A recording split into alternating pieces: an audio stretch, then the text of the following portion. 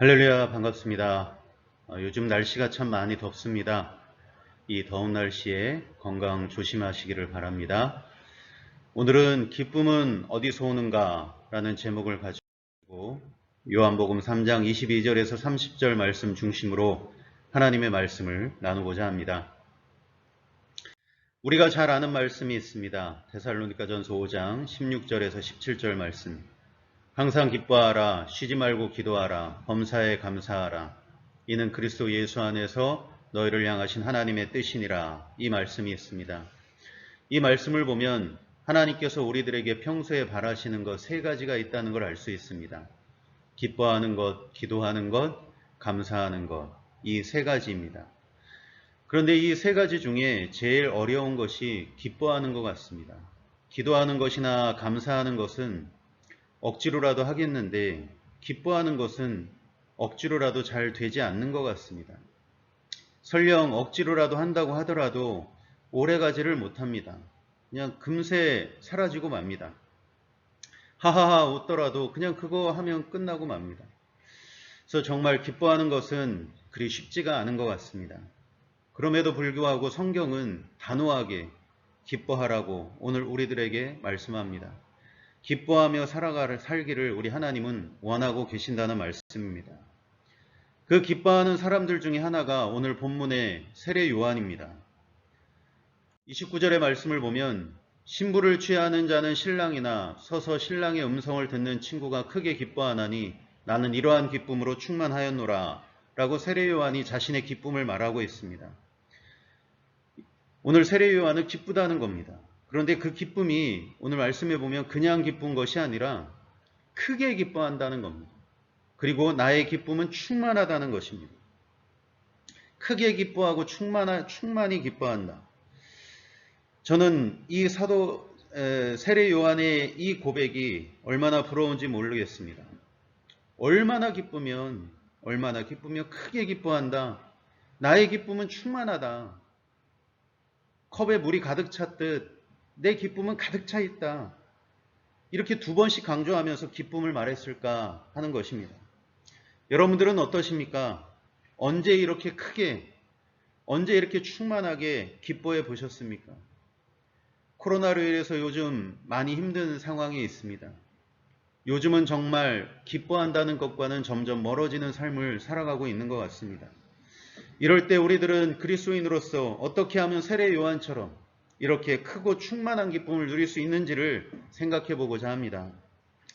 우리들이 이 기쁨을 알아보기 위해서는 그 기쁨의 근원을 먼저 살펴봐야 되겠습니다. 26절에 보면은 세례 요한의 제자가 세례 요한에게 와서 이렇게 말합니다. 선생님에게 세례를 받던 그 예수라는 사람이 지금 유대에서 세례를 베풀고 있습니다. 이렇게 말합니다. 이렇게 말하는 것을 듣고 나서 세례 요한은 나는 기쁘다, 나는 충만하게 기쁘다, 이 고백을 하고 있다는 것입니다.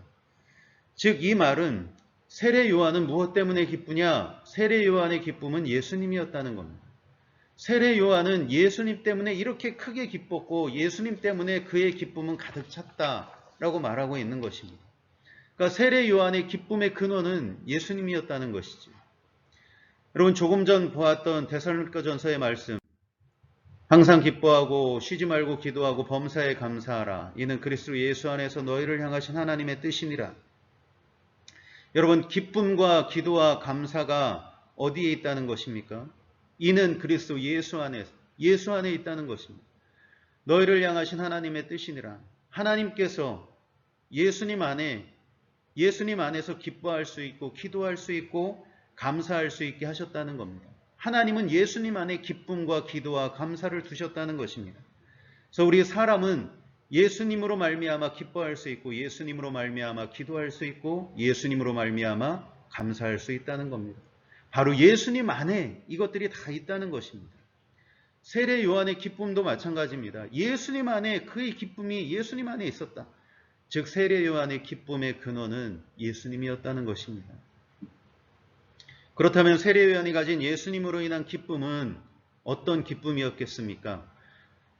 사람들이 말하는 그런 기쁨과는 어떤 차이가 있었겠습니까? 29절의 말씀을 다시 보면 신부를 취하는 자는 신랑이나 서서 신랑의 음성을 듣는 친구가 크게 기뻐하나니 나는 이러한 기쁨으로 충만하였노라. 이 29절의 말씀이었습니다. 이 말씀을 보면 예수님으로 말미암는 세례 요한의 기쁨은 현재의 기쁨입니다. 그는 그 소식을 듣는 그 순간 지금 바로 기뻐했다는 것입니다. 세례 요한은 훗날 있을 예수님의 영광을 바라보며 예수님의 영광을 기대하면서 기뻐한 것이 아닙니다. 세례 요한은 지금 예수님께서 유대 땅에서 세례를 주신다는 그 소식을 들으면서 기뻐하고 있었다는 것입니다.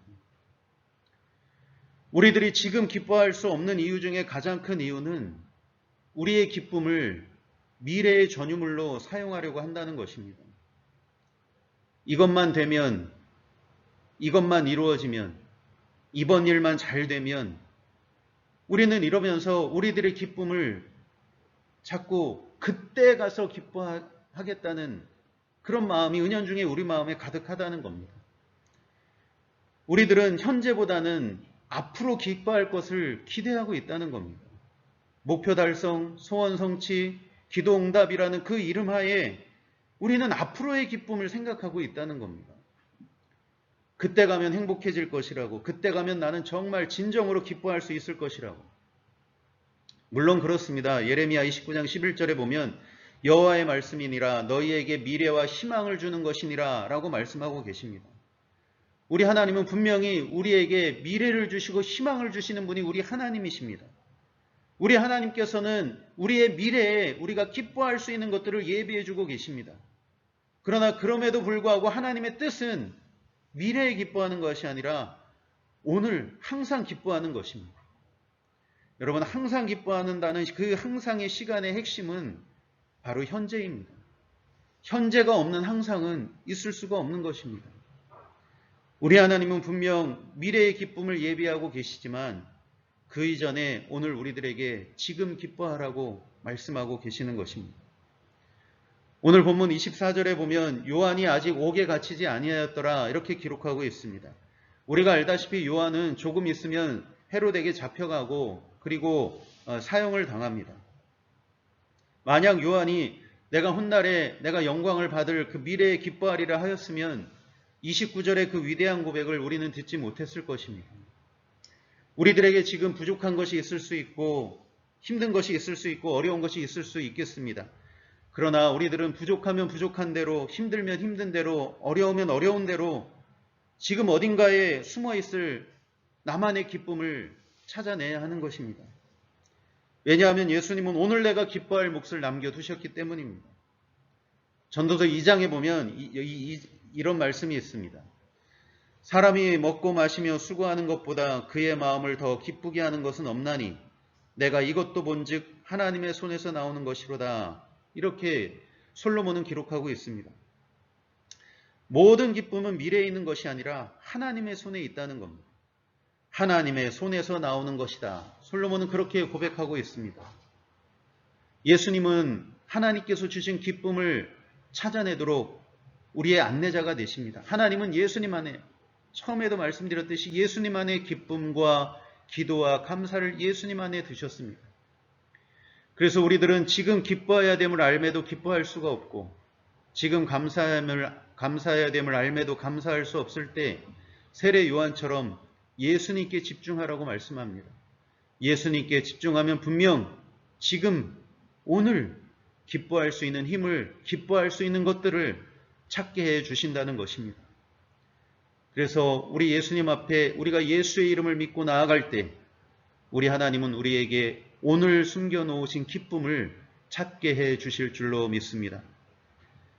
두 번째로 예수님으로 인해서 얻게 되는 세례 요한의 기쁨은 빼앗기지 않는 기쁨입니다.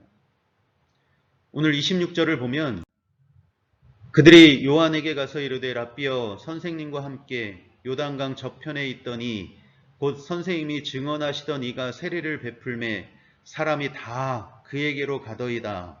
이렇게 제자들이 말합니다.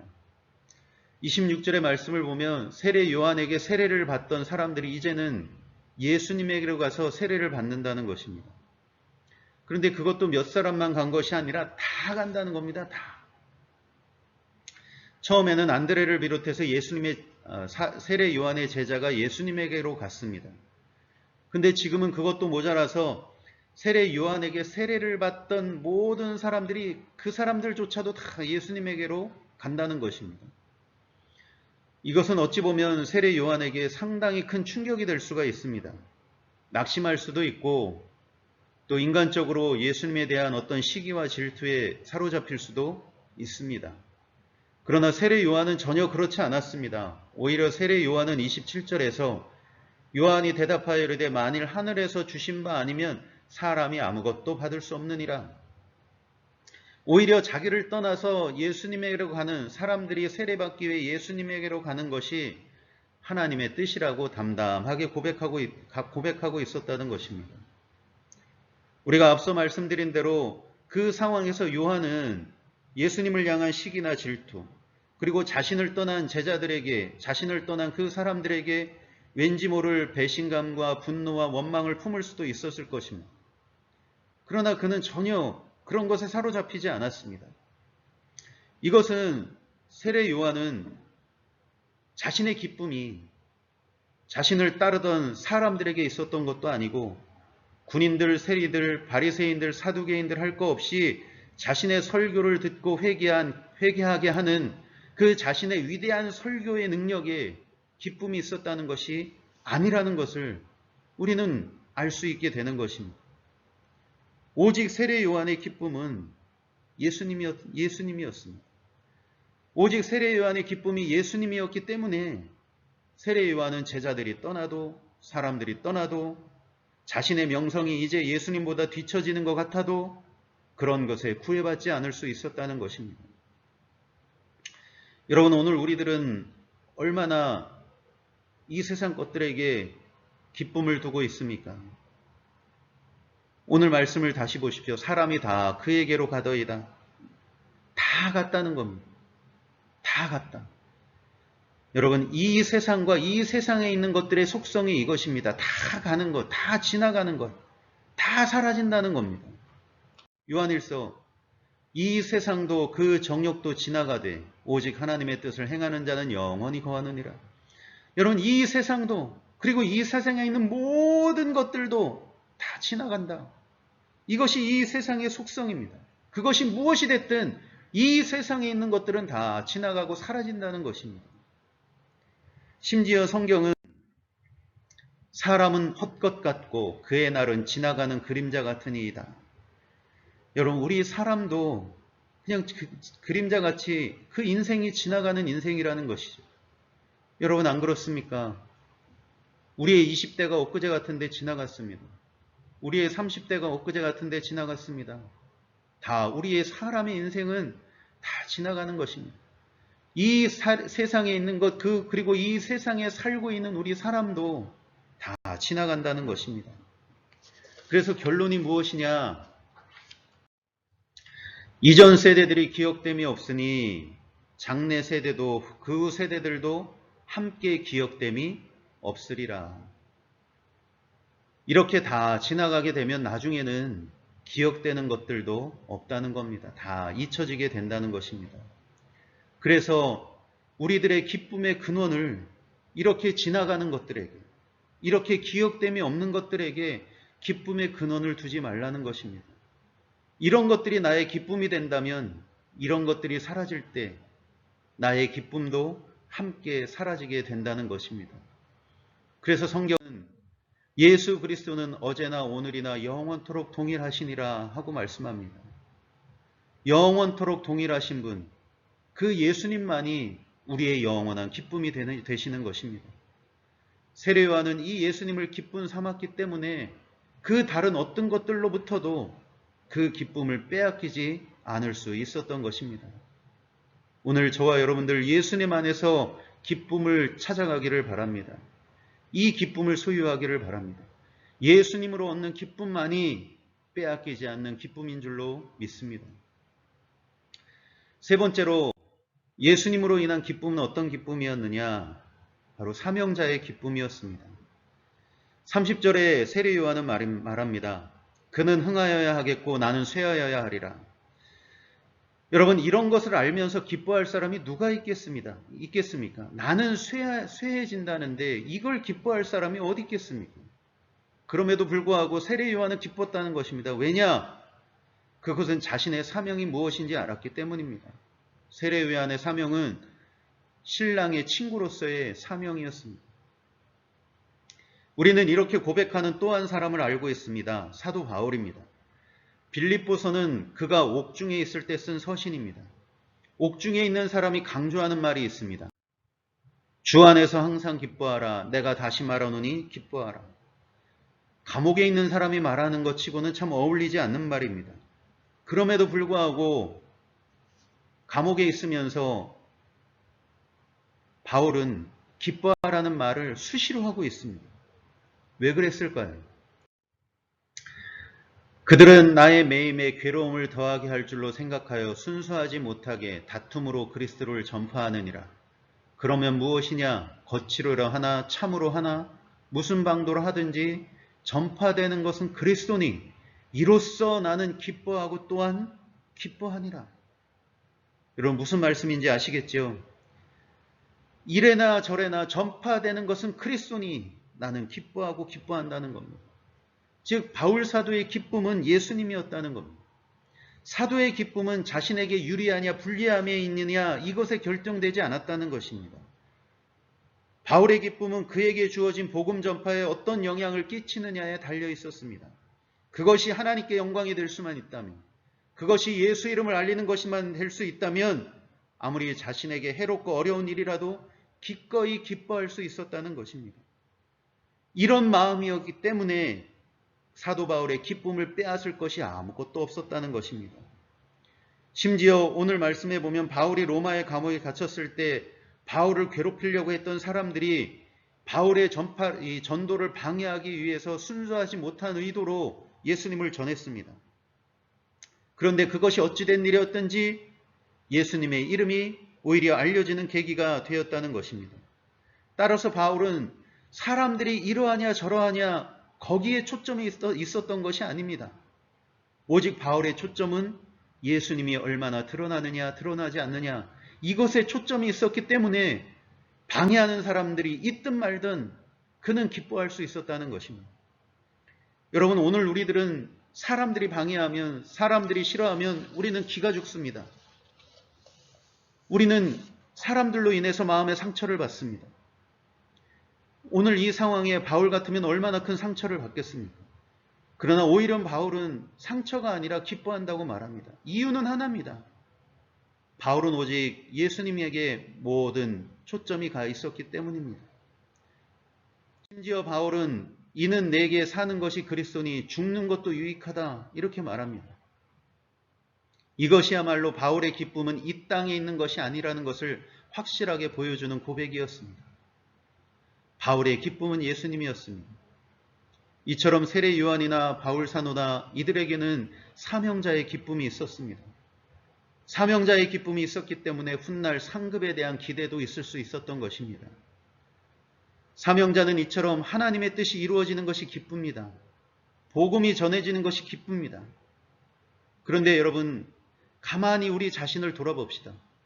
우리 자신들도 마찬가지입니다. 우리들 역시, 저나 여러분들 역시 하나님의 뜻이 이루어지면 기쁩니다. 그리고 우리들이 전도해서 누군가가 우리들의 전도로 인해서 예수님을 믿게 되면 얼마나 기뻐하는지 모릅니다. 우리들 때문에 누군가가 예수님을 믿게 되면 우리 마음이 얼마나 기쁩니까? 더군다나 안 믿던 남편들, 안 믿던 자녀들이, 안 믿던 부모 형제들이 나로 인해서 예수님을 믿게 된다는 소식을 들었을 때 이것을 안 기뻐할 사람이 어디 있겠습니까? 너무나 기뻐합니다. 우리는 너무 기뻐합니다. 바로 이런 것들이 우리들 역시 사명자임을, 우리들의 믿음의 본능은, 우리 안에 있는 영의 사람은 알고 있다는 것입니다. 저나 여러분들이나 우리들은 사명자이라는 것을 우리 속사람은 알고 있는 것입니다. 그래서 우리들은 내 안에 있는 그 사명자의 기쁨을 오늘의 내 삶에서 이끌어내고 실현해야 되는 것입니다. 이때 나오는 그 기쁨은 어떤 것과도 바꿀 수 없는 것이고, 이 기쁨을 얻기 위해서 그 어떠한 것이라도 대가를 치르겠다는 마음이 들게 되는 것입니다. 그리고 이 기쁨이 강력한 것은 사명자의 삶을 살기 위해 치렀던 모든 대가들이 있다면 그 대가를 치렀다는 것 자체만으로도 역시 나중에는 기쁨이 될 수 있다는 것입니다. 세례 요한에게는 그 기쁨이 있었습니다. 그리고 오늘 저와 여러분들, 우리들 안에도 이 기쁨이 있습니다. 자신은 쇠할지라도 예수님의 흥황을 기뻐하는 그 사명자의 기쁨, 그리고 그 기쁨 안에는 이 땅에서 사명자의 삶의 대가가 옥중에서 그의 삶이 끝나는 것일지라도 그럼에도 그것조차도 감내해낼 수 있는 능력이 그 기쁨 안에 있다는 것입니다. 우리들도 예수님의 영광이 드러낸다면 우리들도 얼마든지 희생할 수 있는 각오가 우리 안에 들어있다는 것을 우리는 알고 있습니다. 그것이 우리의 기쁨인 것을 이제는 우리가 알아야 되는 것입니다. 그러나 하나님은 반드시 기억하십니다. 이 땅에서 사명자의 삶을 산 사람에게 하나님은 반드시 약속을 주고 계십니다. 하나님은 그 사람들을 기억하신다는 것입니다. 그 증표가 세례 요한을 향한 예수님의 말씀이었습니다. 내가 진실로 너희에게 말하노니 여자가 낳는 자 중에 세례 요한보다 큰 이가 일어남이 없도다. 여러분, 이것이 하나님이 오늘 저와 여러분들 사명자의 삶을 살아가는 그 사람들을 기억한다는 예수님의 증거의 말씀이신 것입니다. 오늘 말씀의 결론을 맺겠습니다. 우리가 예수님께 뿌리를 내리고 살아갈 때 주어지는 기쁨은 지금 누릴 수 있는 기쁨이요, 이 세상의 그 무엇으로도 빼앗기지 않는 기쁨이요, 나의 모든 것을 내어주더라도 기뻐할 수 있는 사명자의 기쁨입니다. 이 기쁨을 우리가 이제 누리며 살아가기를 원합니다. 이 기쁨을 누리기 위해서 저와 여러분 이 한 말씀만 기억하십시다. 우리가 살아도 주를 위하여 살고 죽어도 주를 위하여 죽나니 그러므로 사나 죽으나 우리가 주의 것이로다. 아멘. 여러분, 우리 이 말씀을 기억합시다. 우리는 주님의 것입니다. 살아도 주를 위해 살아야 되고 죽어도 주를 위해 살아야 되는 주님의 것이 바로 우리들입니다. 그러니 주님의 것인 우리들이 언제 가장 기쁘겠습니까? 주님의 뜻대로 살 때, 주님과 동행하며 살 때, 주님의 영광을 드러낼 때, 바로 거기에 우리의 진정한 기쁨이 바로 거기에 있는 것입니다. 우리는 주님의 것입니다. 그래서 주님과 함께 있을 때 기쁜 것입니다. 시편에 이런 말이 있습니다. 주를 찾는 자는 다 주 안에서 즐거워하고 기뻐하게 하시며, 이렇게 말씀하십니다. 주님을 찾는 자들에게 주님은 즐거움과 기쁨을 주신답니다. 힘들고 어려울 때 주님을 찾읍시다. 힘들고 어려울 때 주님을 바라봅시다. 주님께 기도하고 주님께 맡깁시다. 그러면 주님께서 즐거워하고 기뻐할 수 있는 힘과 은혜를 우리에게 주신다고 약속하고 계십니다. 오늘 이 말씀을 믿고 오늘도 내일도 매일매일 내 안에 우리의 삶에 숨겨놓은 그 기쁨을 예수의 이름으로 찾고 매일매일 즐거워하는 기뻐하는 삶을 살아가시기를 예수님의 이름으로 축복합니다.